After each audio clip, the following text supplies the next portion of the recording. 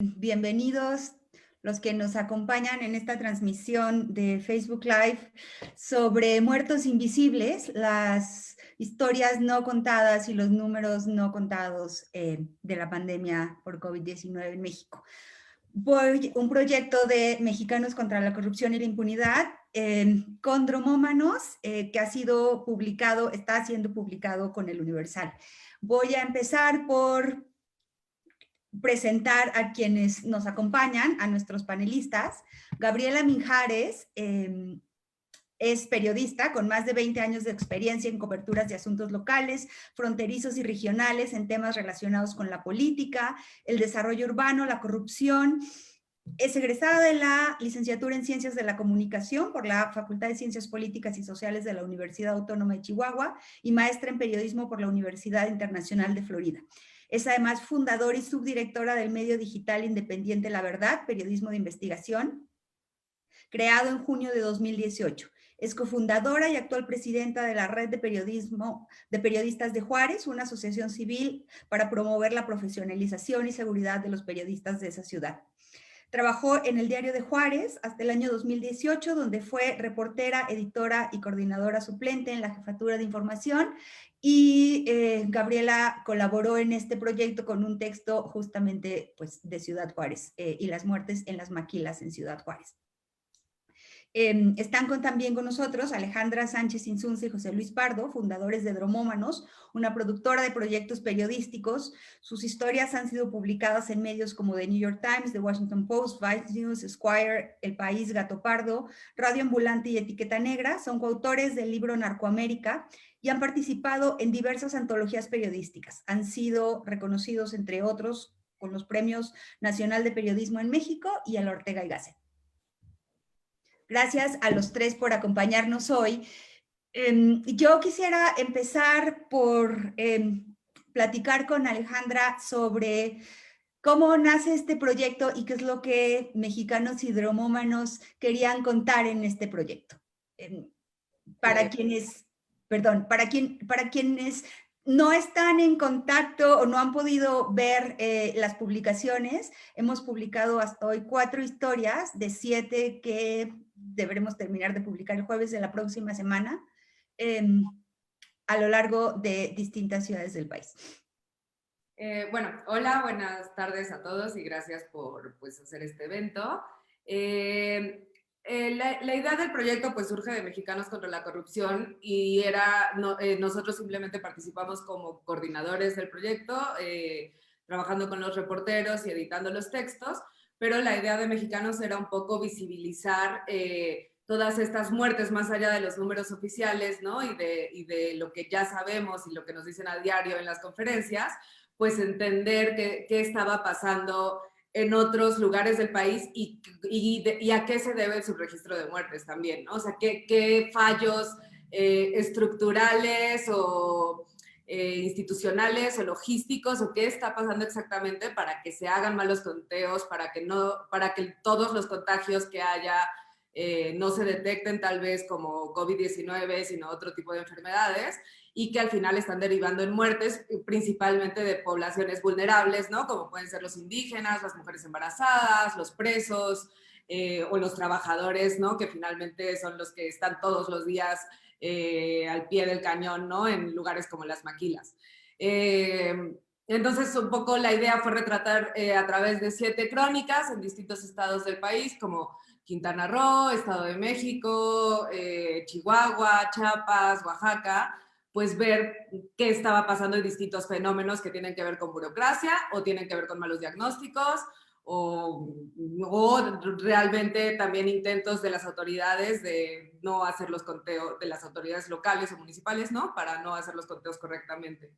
Entonces, un poco, pues justo esta serie creo que lo que refleja, más allá de los grandes números o demás, es estas historias muy personales y que las podemos leer tal vez en Chihuahua o en Chiapas y que los comentarios de la gente siempre es, esto está también pasando en mi ciudad, ¿no? Esto está pasando en mi comunidad, algo muy similar, los cementerios están llenos, la gente está cavando sus propias tumbas, mi abuela murió de neumonía típica, pero en realidad era COVID. O sea, todas estas cosas están pasando a lo largo de todo el país y realmente no se están documentando bien. Entonces la idea de la serie pues era un poco darle voz y visibilidad a estas muertes invisibles. José Luis, algo que no pretende hacer este proyecto es decir cuántas muertes hay en realidad, ¿no? Eso nunca quisimos hacer con esto y eso no lo hace. Lo que sí queríamos hacer es decir, quienes mueren y no están en estos números mueren por estas causas. Es un poco lo que Ale decía. Y entonces ahí ustedes se fueron a explorar el país, digamos, a explorar el país en la medida de lo posible desde nuestras casas, hablar con reporteros de todo el país y vaya, con la red de dromómanos y con grandes periodistas en todo el país, para ver dónde estaban las historias que había que contar o dónde estaban las mejores historias que encontrar. ¿Qué encontraron ahí? ¿Que se parecían el norte con el sur, con el centro, las zonas rurales con las urbanas? ¿Qué fue lo que encontraron? Sí, como dices, justo era eso, ¿no? Queríamos traducir los datos en significado, ¿no? Queríamos entender esa parte invisible fuera de la estadística oficial y darle carne, darle piel, darle historias íntimas.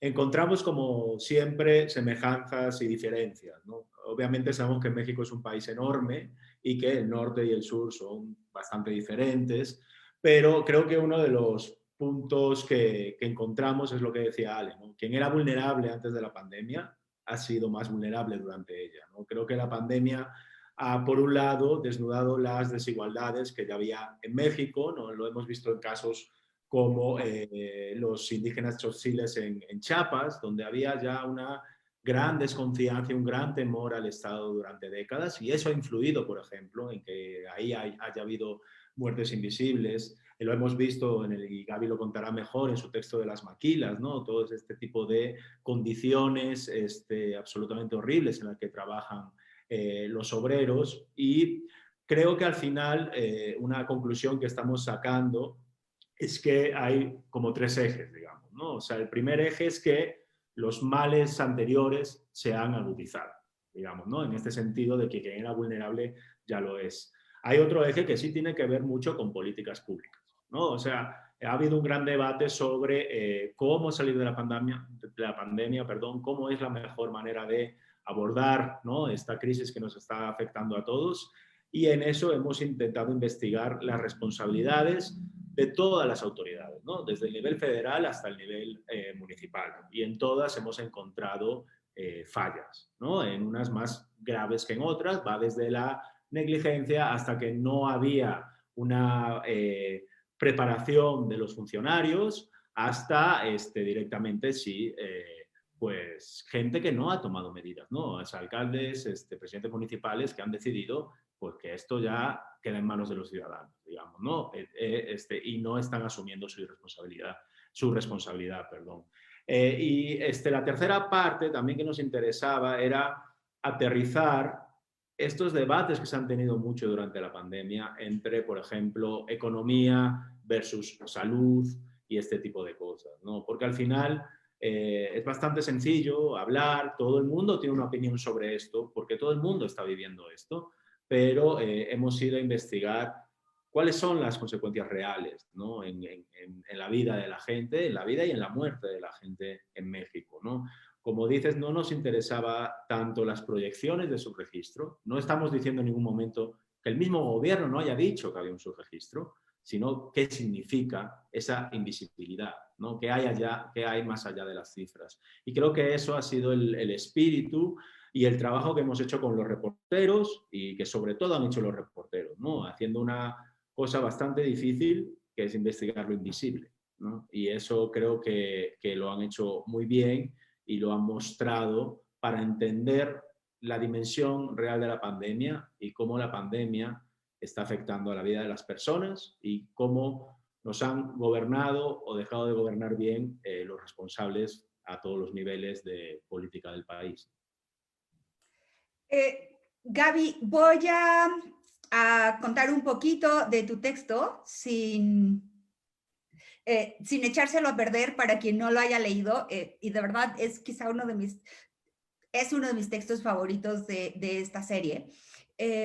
Gabriela reporteó en las maquiladoras de Ciudad Juárez y encontró una maquiladora donde no solo no cerraron cuando el gobierno federal ordenó el cierre de todos los no esenciales y todas las actividades no esenciales, y esta maquiladora no solo siguió operando, empezó a tener contagios y después muertes no registradas.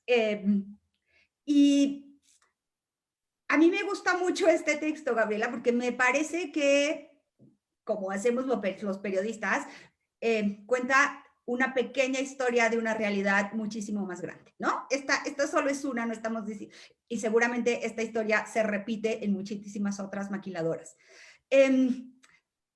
Pero hubo que reportearlo, desde la distancia, ¿no? 3 meses después, o ¿cuánto tiempo después empezaste a reportear esta historia? Hola Galia y hola a todos, pues muchas gracias por los comentarios relacionados con el trabajo realizado. La verdad es, desde la verdad donde yo trabajo y como periodista hemos estado dando seguimiento muy puntual a los contagios en la industria maquiladora. Para nosotros es fundamental lo ocurrido porque, como seguramente saben, pues Ciudad Juárez es una frontera inminentemente maquiladora. Tenemos más de 300 maquiladoras, más de 300,000 trabajadores en la industria y para nosotros es fundamental pues que lo que ocurre dentro de las maquiladoras se cuente, sobre todo porque hemos identificado que justo ha sido las maquiladoras donde ha habido un nivel de letalidad justamente por el contagio de COVID. Y bueno, sí fue muy complejo porque justo la investigación inició en octubre, cuando aquí digamos, los primeros contagios o los primeros casos confirmados en la ciudad se registraron a partir de marzo. Y el brote de coronavirus en Electrolux fue en abril, pero podemos hablar de 2 olas de brotes, ¿no? Hablamos de abril y mayo y hablamos de octubre, que fue justo cuando estábamos trabajando esta historia, esta investigación, justo cuando nosotros investigábamos, había un brote muy severo en la maquiladora, en Electrolux. Entonces, sí fue muy complejo reportearlo en estas condiciones, porque las condiciones son inéditas, pero también quiero resaltar que había mucho temor en los trabajadores por denunciar, porque temen quedarse sin empleo, porque de eso viven, de eso comen. Y además, particularmente Electrolux ha sido muy, ¿cómo podría decirlo? Los ha perseguido, pues, ha buscado no solamente mantener los casos ocultos, sino que ha intimidado, despidió a los trabajadores. Despidos, ¿no? Para trabajadores que protestaron.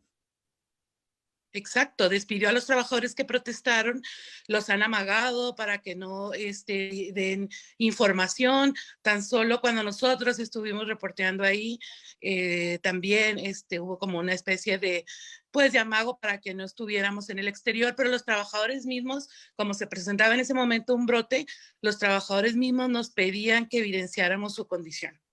Entonces sí fue un tema complejo de reportear.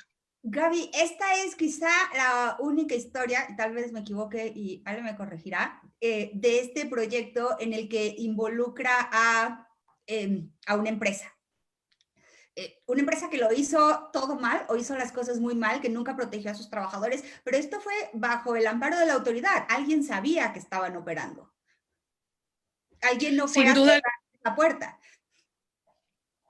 Sin duda alguna, hablamos de omisiones, hablamos de negligencia, podríamos decir que hasta cierta manera, pues sabemos que estamos en un escenario y que la situación es compleja, pero cuando te pones a revisar la Ley Federal del Trabajo y encuentras ahí que hay cláusulas, que hay artículos específicos donde te hablan de qué hacer, qué acciones seguir en caso de que haya una epidemia, y encuentras que en medio de esta contingencia no lo hicieron, entonces hablamos de omisiones graves, ¿no?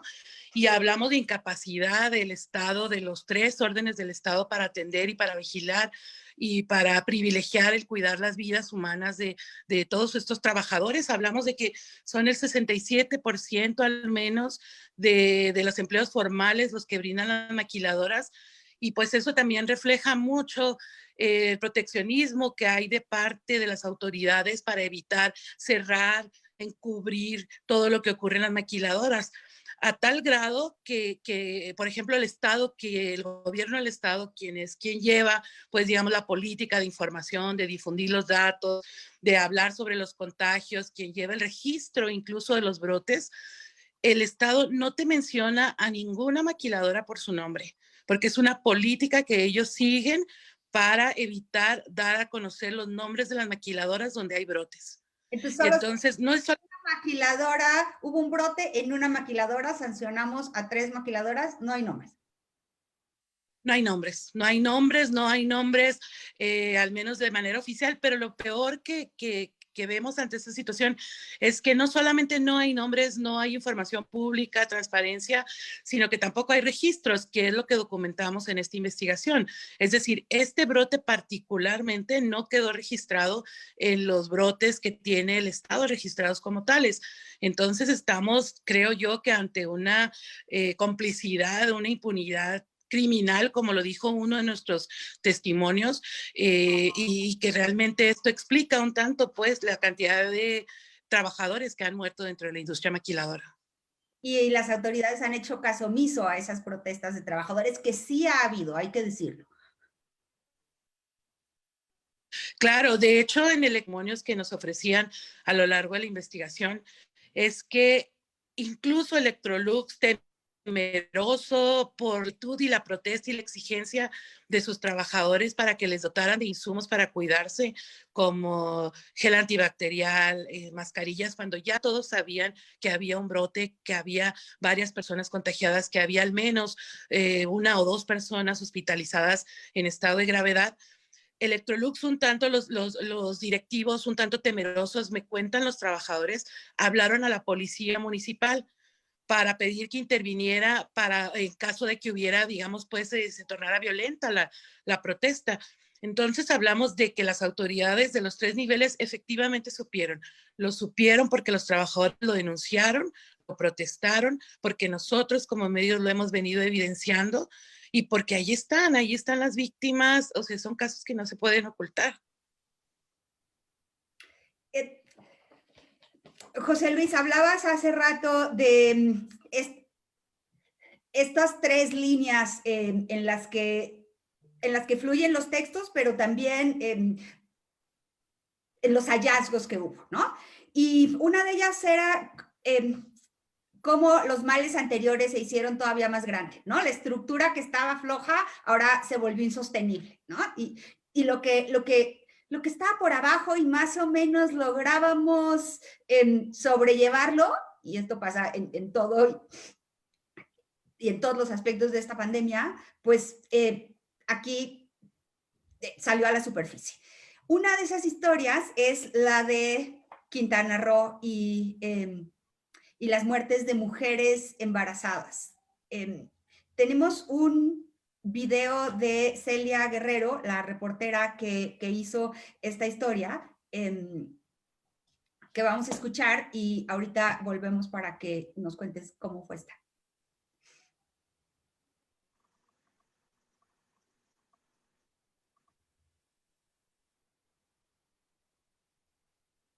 Hola, soy Celia Guerrero. Yo investigué y escribí el reportaje sobre mortalidad materna durante la pandemia en México. Esta es una problemática que durante 2020 incrementó 46% en relación al año anterior y significó un retroceso de aproximadamente una década. También la COVID-19 se convirtió en la principal causa de mortalidad materna en el país, y uno de los estados con mayor razón de mortalidad materna es Quintana Roo. En Quintana Roo es precisamente donde sucede la historia principal que narra este texto. Se trata del testimonio de una familia de Ixpichil, una comunidad al centro del estado, en el municipio de Felipe Carrillo Puerto. Y es una muestra de la falta de atención que están teniendo las mujeres embarazadas a nivel nacional y en específico en este estado, cuando se suspenden las consultas prenatales por la pandemia, y también hay un déficit considerable de especialistas y de médicos en distintas unidades, lo que genera también una falta de atención importante a esta población. También en este caso es importante la falta de mecanismos para difundir y para informar a las comunidades indígenas y a los mayablantes, en específico en Quintana Roo, sobre las consecuencias y las medidas de precaución que pueden llegar a tener las mujeres embarazadas, que detecten ciertos riesgos durante su embarazo para prevenir precisamente la mortalidad materna, y para comunicar a las familias, como en este caso no se hizo, de lo que sucede cuando una mujer llega a tener síntomas, o incluso aunque no genere síntomas, cuando es asintomática y está embarazada, de las consecuencias y los riesgos que pueden llegar a tener.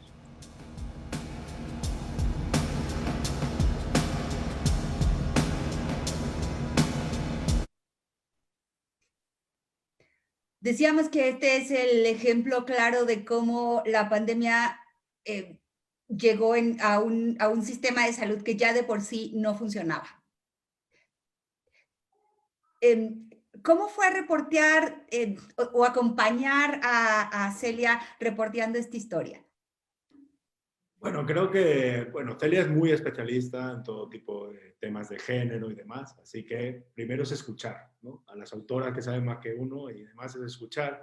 Y a partir de ahí, creo que, ella lo explicaba muy bien en el vídeo, había una doble vía, digamos, del impacto de la pandemia en las mujeres embarazadas, ¿no?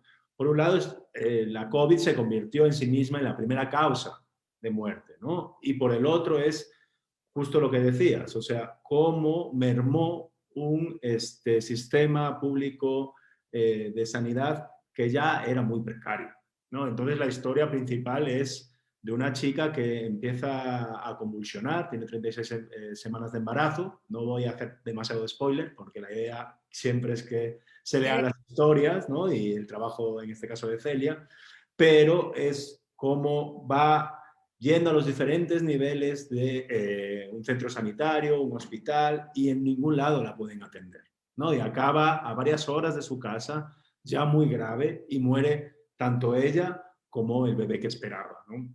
Y obviamente es esa doble vía la que nos da a entender que la vulnerabilidad, ¿no? de estar embarazada, ¿no? Y creo que además esta historia es bastante desgarradora en el sentido de que las buenas noticias se pueden convertir en noticias terribles, ¿no? O sea, hay un mayor riesgo. O sea, el embarazo, y además en este caso era un embarazo con su segundo embarazo, con su marido, vivía con sus papás, de una familia como muy unida, y eso en un momento dado empieza a convulsionar. Pasó las 36 semanas de embarazo sin revisión.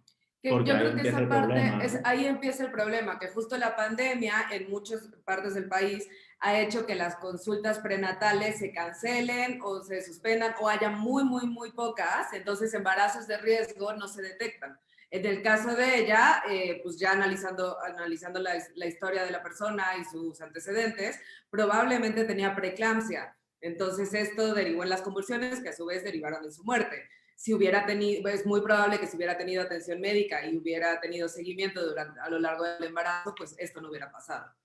Sí, exacto, ¿no? Entonces ahí en su historia se ve mucho eso, ¿no? Su causa de muerte es probable COVID, entre otras cosas, digamos, ¿no? Que es algo que vemos mucho, porque no se le hizo la prueba a ella, no se le hizo la prueba a la familia, ¿no? O sea, la falta de pruebas sabemos que ha sido un problema consistente a lo largo de toda la pandemia, y este es uno de los casos. Pero como dice Ale, pareciera, en este sentido, no lo sabemos, pero pareciera al menos que podría haberse evitado, porque en su primer embarazo ya había tenido esos síntomas, ¿no? Y si hubiera sido una atención normal, hubiera tenido que estar controlada, digamos, ¿no? Según cualquier protocolo de cualquier médico que esté cuidando un embarazo, ¿no? Entonces, al final, se va viendo, ¿no? Incluso bajo la perspectiva de las propias parteras, ¿no? Que trabajan en el hospital, cómo esto se va haciendo cada vez más chiquito y dejando un poco a las mujeres embarazadas sin ningún tipo de seguimiento, de protección, hasta que, como dice Celia, llega a aumentar un 46%, ¿no? La mortalidad materna, que explicar rápido es la muerte de mujeres embarazadas o durante y después del parto, ¿no? Embarazadas, en muchos casos indígenas, de bajos recursos, o en zonas no urbanas. Sí, porque el acceso a la salud ya es muy precario ahí, ¿no? Y esto lo ha hecho todavía más precario. Y lo que decía también es un dato que creo que es bastante revelador, que es un retroceso de una década. Se venía avanzando, ¿no? Dentro de todos los problemas se venía avanzando en México en este sentido, y la pandemia lo que ha hecho es retroceder, ¿no? Que creo que nos va a pasar en varios aspectos, ¿no? De esos retrocesos que luego va a costar mucho levantar, y también pensábamos que era bastante interesante explorar eso. Y no solo eso, o sea, en enero todavía ha estado peor la cosa, ¿no? En enero ha habido en el país 111 fallecidas, ¿no? Cuando en el año pasado había algo más de 900, ¿no? Entonces todavía el ratio está subiendo. Es un problema que sigue vigente ahora mismo. No es que empezara el año pasado y ahora más o menos se hubiera controlado después de las denuncias, se hubiera reestructurado el personal médico, etcétera, etcétera, ¿no? Sigue ocurriendo ahora mismo, y es un problema que pensábamos que dice todas estas cosas. Y aquí se juntan las dos cosas. No solo el sistema era precario, la atención a las mujeres embarazadas era precario, las decisiones tomadas por las autoridades fueron no las mejores, claramente. Sí, exacto. O sea, ha habido una reducción de personal, la redistribución de personal médico, todo eso tiene que ver con responsabilidades de las secretarías de salud, ¿no? Y efectivamente no había. El único hospital de la zona, que era el de la cabecera municipal, que tenía, de Carrillo Puerto, que tenía un equipo profesional, dejaron de atender, ¿no? Entonces, la tuvimos que jalar para el otro lado y desprotegimos, en este caso, a las mujeres embarazadas. Efectivamente, ¿no? Y luego lo que hicieron muchas mujeres es acudir a las parteras tradicionales de sus comunidades, pero ellas mismas denuncian que si ellas iban al sistema de salud, en el sentido de esta mujer tiene un problema, hay que curarla, a ellas mismas las discriminaban también, ¿no? Entonces, al final haces una tormenta perfecta en la que la mujer embarazada queda absolutamente desprotegida, y además tiene el riesgo que tenemos todos, digamos, de la COVID, ¿no? Entonces, al final es una situación, lo que decía un poco, o sea, de una buena noticia se empieza a convertir en un estrés, digamos, ¿no? Y en una vulnerabilidad muy grande. Otro de los textos que publicamos ya es de Diana Manso, reportera de Oaxaca. Tenemos un video de ella también, vamos a verlo.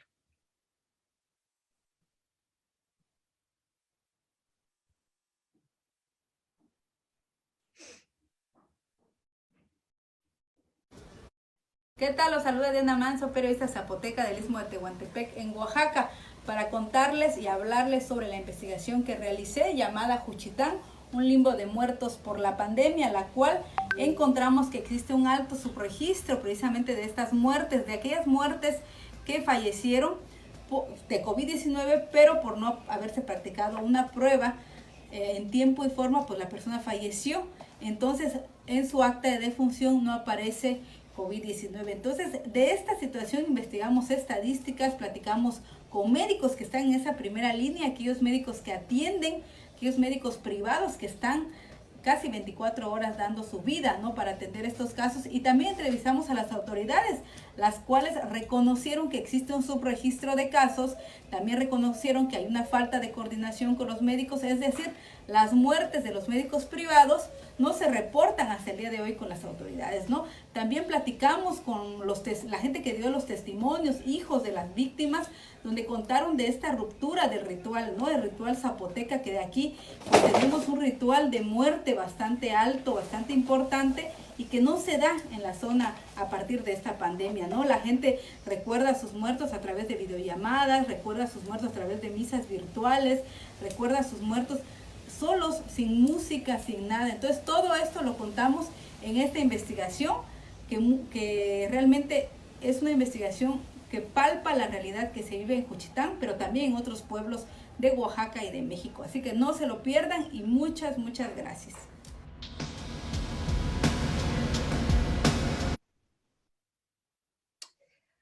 Alejandra, esta es una historia que me parece que hemos encontrado en muchas partes del país, ¿no? El subregistro, la falta de pruebas y por lo tanto la falta de atención o la atención insuficiente de quienes están contagiados.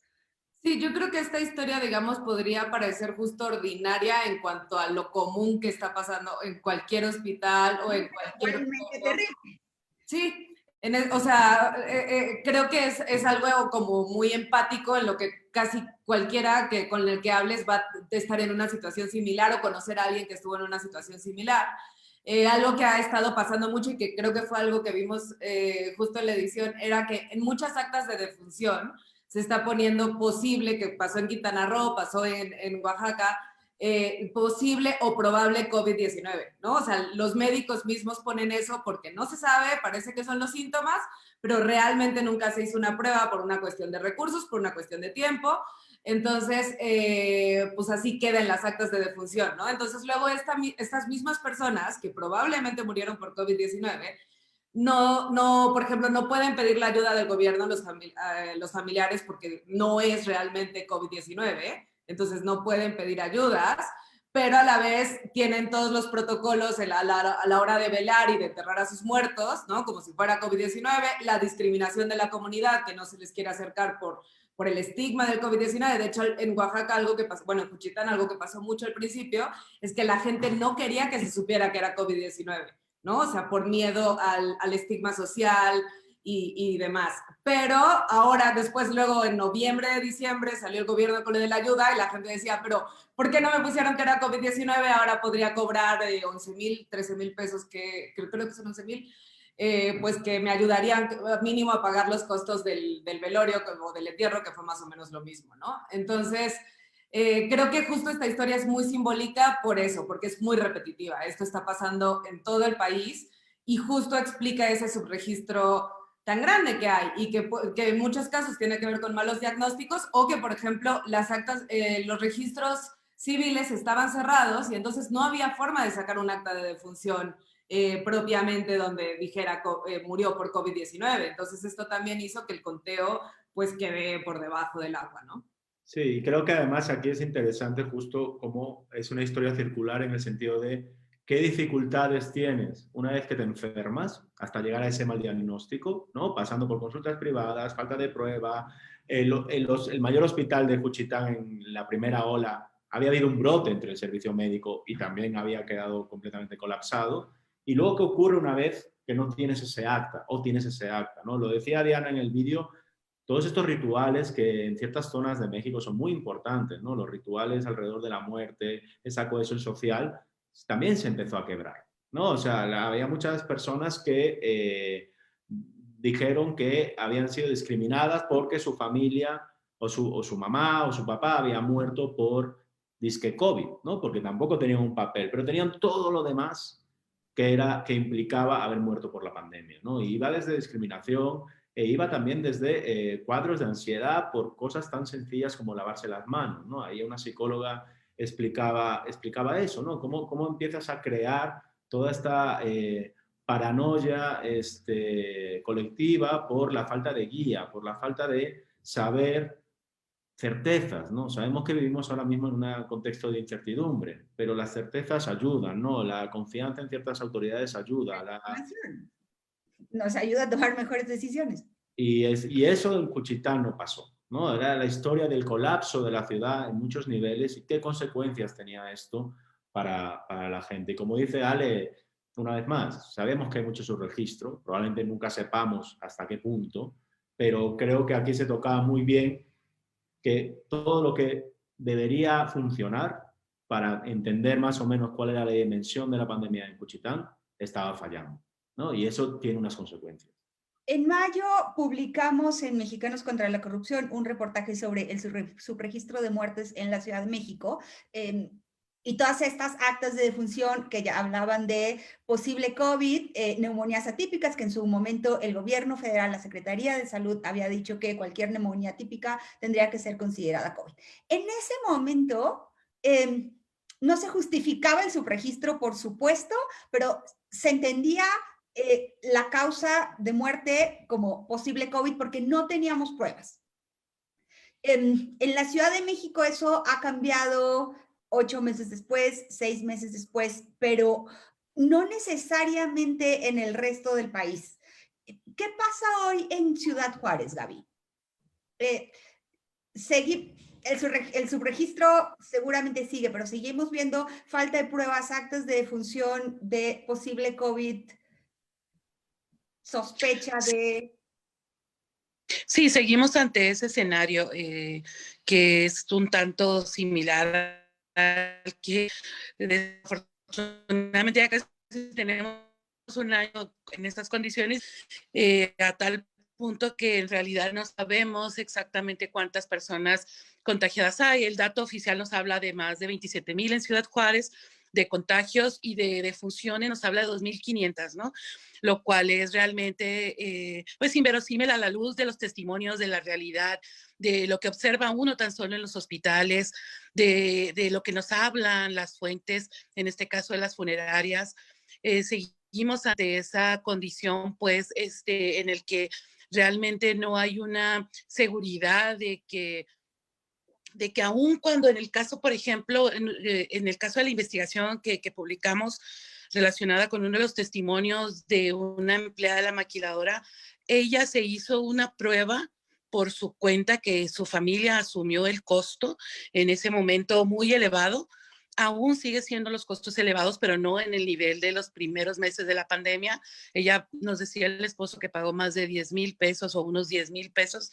Ahorita las pruebas andan en 3,000, 5,000, pero en el caso de ella le salió positiva, lo notificaron a la maquiladora y en su acta de defunción no habla de COVID, porque ella no alcanzó ni siquiera a recibir atención médica porque estaba colapsado el seguro social, porque ella no quería ir tampoco al seguro social por este temor que hay también sobre el mal sistema de salud y la mala atención. Entonces sí, estamos ante un escenario verdaderamente complejo en el que no sabemos la dimensión real de la cantidad de personas que están contagiadas y las personas que han fallecido, ¿no? Y sobre todo también porque estamos ante un escenario en el que, por otro lado, las autoridades pues no llevan un registro confiable y también ocultan la información. Entonces no puede ser posible. Es complicado saber si tienes COVID o no si tienes COVID. Complicado y caro. Complicado y caro. Y además, las pruebas pues tampoco son contundentes, ¿no? Que es el otro también escenario al que te enfrentas en medio de esta pandemia, ¿no? No sé, yo misma estuve enferma durante la investigación y a mí me recomendaron que me hicieran la prueba nada más por cuestiones laborales, pero me decían que también era un riesgo dadas las condiciones de acudir a los laboratorios que están muy saturados y que hay una enorme carga viral y que también era un riesgo, ¿no? Entonces que lo ideal es mantenerse de pronto, pues bajo cuidado de los síntomas y cuidado médico, que de pronto las pruebas pues no son muy contundentes y por eso las familias también tienen dudas, como es el caso de otros de los testimonios que tenemos en esta investigación, ¿no? Que ellos nos decían que a su familiar supuestamente las pruebas no le arrojaban positivo, sin embargo, todos los síntomas y su acta de defunción sí habla de probado COVID, ¿no? Entonces sí, el escenario es complicado en medio de esta situación. Y si lo ves y lo comparas, tan solo aquí nosotros somos una frontera con El Paso, pues en El Paso hay una gran cantidad de pruebas. La gente, la ciudadanía tiene acceso a hacerse las pruebas de manera gratuita incluso, algo que no ocurre, que es una realidad distinta, a pesar de que como frontera y como región somos una zona epidemiológica que deberíamos de compartir ciertas acciones y medidas preventivas y no ocurre. Tan solo esa es una gran diferencia que nosotros vemos como ciudad. Tenemos aquí realmente unos pasos para podernos comparar con una ciudad como El Paso, Texas, en Estados Unidos, donde ves una realidad totalmente distinta, un manejo totalmente distinto de la pandemia. Y adentro del país también hay un manejo distinto de la pandemia. Chiapas y Ciudad Juárez y Tijuana y Guadalajara y la Ciudad de México tienen realidades hoy totalmente distintas. Sí, por ejemplo, en Juchitán no hay acceso a pruebas gratuitas, no hay, ¿no? O sea, a diferencia de Ciudad de México, que hay kioscos y que sí hay la posibilidad, en Juchitán nunca, o sea, todas estas familias que se retratan en la crónica de Diana, nunca pudieron hacérsela de forma gratuita, ¿no? Sí, de hecho la elección era un poco la que contaba Gaby, es decir, o pago la prueba para saber que lo tengo, o pago el tratamiento, oxígeno médico, demás, para cuidarme, ¿no? Obviamente uno lo que trata es de curarse, ¿no? La prueba no te va a curar. Entonces, bajo esa elección que mucha gente tiene que tomar en este país, también hay un subregistro, hay una invisibilidad y hay una falta de dimensionar la pandemia para tomar las medidas adecuadas, ¿no? O sea, no es lo mismo tener 5 casos que 10.000 para tomar una política pública adecuada, ¿no? Y eso entonces ha sido... Y lo de las pruebas al principio también eran carísimas. Es verdad que al principio no eran tan fiables, ¿no? Ahora, por ejemplo, PCR sí lo son, pero es que es un lujo que muchísima gente no se puede permitir, ¿no? Entonces la gente... Cuesta 3,000 pesos una prueba. Sí, eso que, por ejemplo, o sea, poniendo el ejemplo de la maquiladora de Gaby. Gaby, cobraban, ¿cuánto era el sueldo mensual? 8.000, 10.000 pesos al mes. Imagina lo que es, en ese momento, ella pagaba prácticamente el sueldo de un mes para hacerse una prueba, ¿no? Y que finalmente, además, ni siquiera sirvió porque esa mujer no tenía una ambulancia que la trasladara al hospital. No había una ambulancia, ¿no? Y entonces quedó también en la nada, digamos, ni siquiera es una cifra, ¿no? O sea, entonces, eso justo creo que también es uno de los espíritus de todo el proyecto, ¿no? O sea, los números significan cosas muy importantes en la vida de la gente, ¿no? Y creo que muchas veces, y creo que incluso aquí en México nos hemos acostumbrado, incluso con el tema de la violencia y demás, ¿no? Esta normalización de los números. Creo que los periodistas, uno de nuestros trabajos es huir de eso, ¿no? Es decir, ser muy fiable con los números, ser muy riguroso, pero siempre buscar qué significan, ¿no? Y creo que el proyecto en general lo busca y en concreto, pues el texto también de todos estos textos que estamos hablando lo consiguen, ¿no?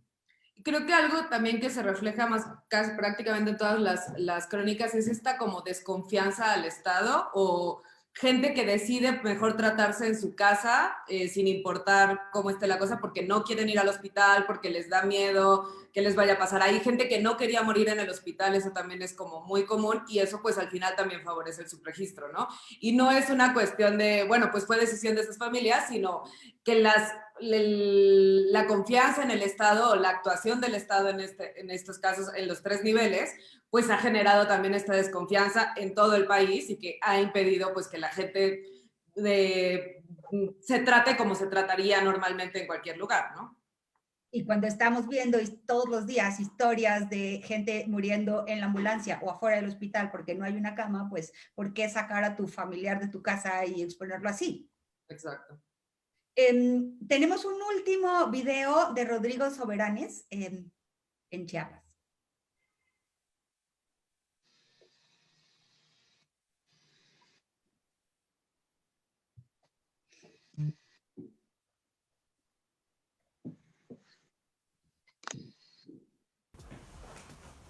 Hola, soy Rodrigo Soberanes, soy quien escribió el reportaje sobre las muertes ocultas entre las comunidades indígenas de los Altos de Chiapas.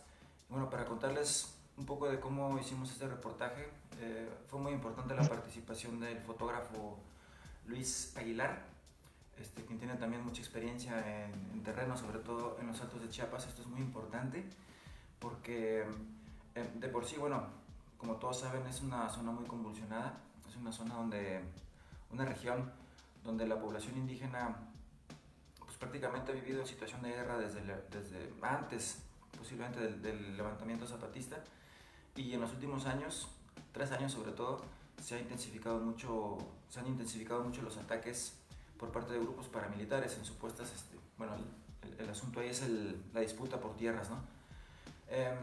Luego con la llegada del coronavirus, como dicen ellos siempre, no le dicen COVID, le dicen coronavirus, pues hubieron situaciones que se agravaron, en concreto la cuestión de la mala relación que hay con el gobierno o la desconfianza absoluta. Es una relación totalmente rota entre las comunidades que son autónomas o que ejercen de alguna forma la autonomía y el gobierno, ¿no? Esto dio como resultado que al principio del anuncio de la pandemia y del quédate en casa y todo esto, pues hubieron ataques a hospitales, ambulancias, porque pues ahí se cree que el gobierno pues, simplemente está engañando y que es una estrategia para seguir matándolos. Uno cuando escucha esto, de la primera vez se le hace un poco irracional, pero de verdad, cuando uno ya está dentro de las comunidades, va tomando sentido todo lo que ellos piensan y dicen y razonan, ¿no? Entonces, algo de lo más complicado fue precisamente eso, poder entrar a las comunidades como cashlanes. Nosotros somos cashlanes para ellos, así nos dicen a las personas mestizas, digamos. Y fue un proceso muy lento, como de mucha preparación para poder ir a una ceremonia, presentarse, decir lo que queremos hacer, esperar una semana, esperar 15 días. Entonces, digamos, tuvimos que respetar mucho todos sus procesos, procedimientos y sus formas, y al final ya todo se fue dando poco a poco, pues el hallazgo de la información que encontramos ahí se iba dando ya como de manera mucho más orgánica, por decirlo de alguna manera. Eso fue lo más relevante para mí para lograr lo que se logró, ¿no? Que es descubrir que hay muchas muertes ocultas, o sea, personas que se mueren de un dolor de cabeza, o una diarrea y tal, pero que tenían síntomas siempre de COVID y que pues jamás se lo dijeron al gobierno. De hecho, son personas que enterraron en las partes traseras de sus casas, en su mayoría, y que ni siquiera hay actas de defunción. Y bueno, ese es mi comentario. Saludos.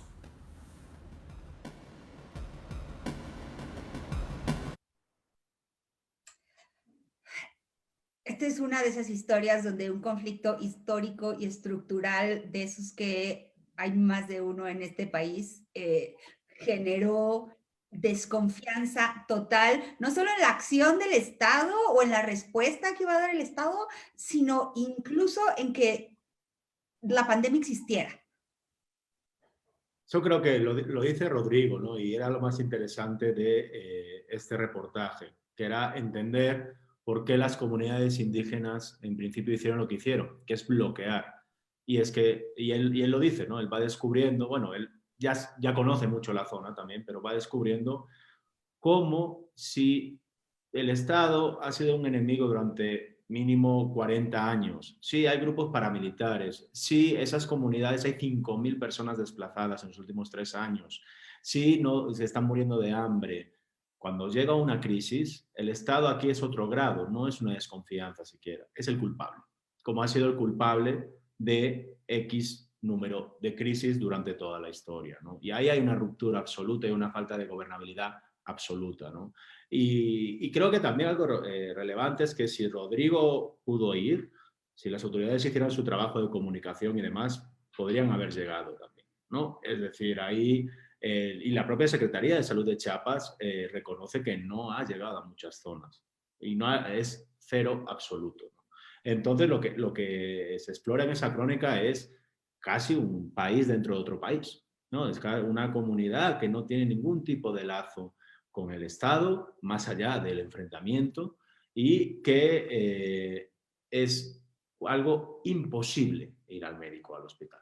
O sea, no se les pasa en absoluto por la cabeza, digamos, ¿no? Y creo que... No, que justo aquí las autoridades reportaban que había 0 casos de COVID en la comunidad y los líderes indígenas detectaban por lo menos 22 muertes, ¿no? Ni siquiera contagios, o sea, muertes. Entonces, pues sí muestra esa completamente 2 realidades, ¿no? Totalmente diferentes y donde el único centro de salud más cercano no hay nadie que atienda también. O sea, que es un poco volviendo a lo que decía José Luis al principio, de que los males estructurales se agudizan con la pandemia. Es una comunidad ya abandonada que con la pandemia se abandona todavía más y queda completamente olvidada de todos, ¿no? Y vemos también, y además muy pocos intentos o intentos muy débiles de la autoridad de ayudar a resolverlo, ¿no? No confías en mí, pero lo entiendo, porque habría que entenderlo, pero aquí están los elementos o la materia para que tú decidas cómo resolverlo, ¿no?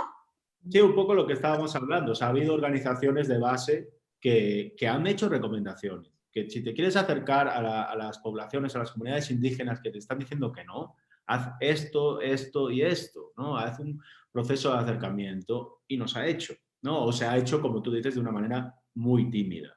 Y seguimos, o sea, la cifra que se da por recuentos de autoridades indígenas, porque como dice Rodrigo, no han ido al hospital, no hay ningún acta, son personas que han presentado síntomas y que han acabado enterrados en su comunidad, en algunos casos en las comunidades donde ellos mismos ni pueden ir, ¿no? O sea, hay el caso, uno de los casos es un niño de menos de 2 años que está enterrado al lado de su casa familiar, pero su casa familiar lleva vacía durante más de 2 años, ¿no? Porque están desplazados a 1 kilómetro huyendo los disparos de los paramilitares.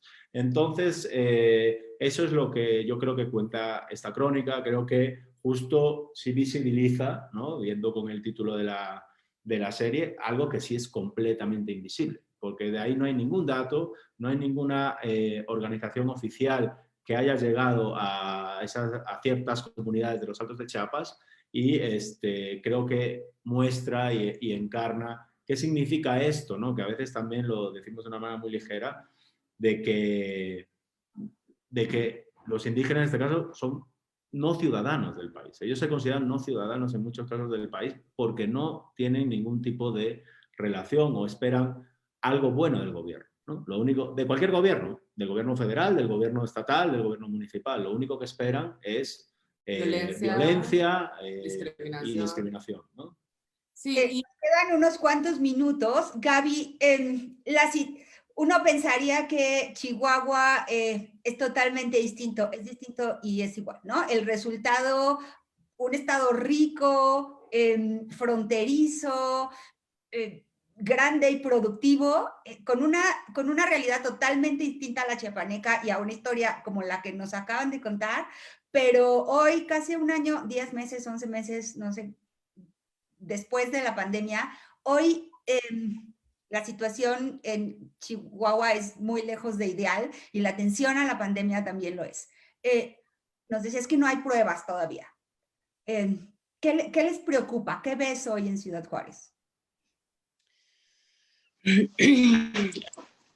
Ahí lo que ha ocurrido, y creo que al menos desde Chihuahua hemos visto que las autoridades están más preocupadas por tener un manejo político de la pandemia, más que desde la perspectiva de la salud, más que de la perspectiva de un derecho humano como es el acceso a la salud, como es la vida. O sea, no puede ser posible que en este caso las autoridades de Chihuahua privilegiaron la producción de la fabricación de un electrodoméstico, como es el caso particular de las víctimas en Electrolux, que fabrican refrigeradores, lavadoras, y que no hayan frenado esa producción y que se haya puesto en riesgo la vida de tantos seres humanos que, si bien es cierto, Chihuahua tiene una realidad bien distinta. En el caso particular de Juárez, somos una comunidad migrante. Aquí hay personas de Chihuahua, de Chiapas, de Oaxaca, de Veracruz, que desafortunadamente incluso son ellos los principales que han muerto por COVID en las maquiladoras. Entonces estamos ante un doble o triple tragedia. Uno de los el esposo de Gregoria. Y mientras Texas avance en la vacunación, Chihuahua, Texas por sus vecinos en El Paso, su ciudad hermana, Chihuahua como el resto del país en 0.05% de vacunación. Exacto, o sea, son las enormes diferencias que que vemos, que palpamos, que registramos aquí en todo este manejo de la pandemia, ¿no? Y es lo que hace y nos coloca en una condición pues de mucha vulnerabilidad, y es justo como el objetivo de hacer el trabajo periodístico, ¿no? De buscar, incidir, tratar de que todas estas tragedias no se repitan, porque al final de cuentas estamos ante una condición pues grave, crítica, en el que que nos jugamos la vida, ¿no? Que es fundamental, y creemos que es muy necesario documentarlas y contarlas, pues en este caso desde el esfuerzo periodístico también. Gaby, muchas gracias. Vamos a cerrar aquí porque se nos acabó el tiempo. Nos quedan 3 textos por publicar. Mañana habrá un texto sobre el Estado de México, si estoy bien, y la próxima semana nos quedan 2, cárceles en la Ciudad de México y Ciudad Pemex. Ale, ¿nos recuerdas dónde se pueden leer? Pueden leerlo en la página de Mexicanos contra la Corrupción y también en el Universal. Saldrán pues este jueves y el próximo martes y jueves. Y con esto pues cerramos por ahora, pues para intentar dimensionar justo estas muertes invisibles, pero bueno, sin duda es un tema que seguirá dando porque pues desgraciadamente todavía queda mucha pandemia, ¿no? Gracias a los 3 y a todos, gracias por acompañarnos. No dejen de leer los 7 textos de este proyecto Muertos Invisibles.